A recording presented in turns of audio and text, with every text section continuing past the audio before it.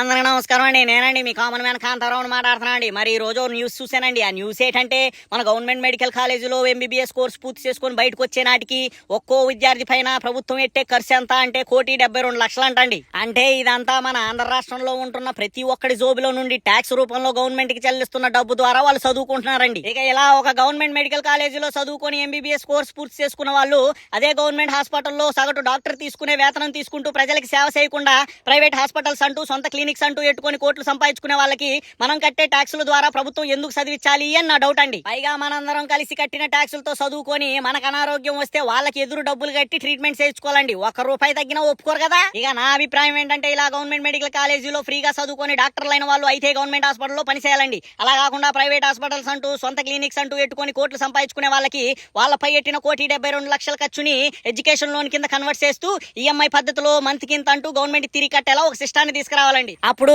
ఇక వచ్చే డబ్బుతో గవర్నమెంట్ మరికొంత విద్యార్థుల్ని చదివించేందుకు ఉపయోగపడుతుందని నా అభిప్రాయం అండి. మరి నా అభిప్రాయంపై మీ స్పందన ఏంటో కామెంట్స్ లో మెన్షన్ చేయండి. ఉంటాండి మరి.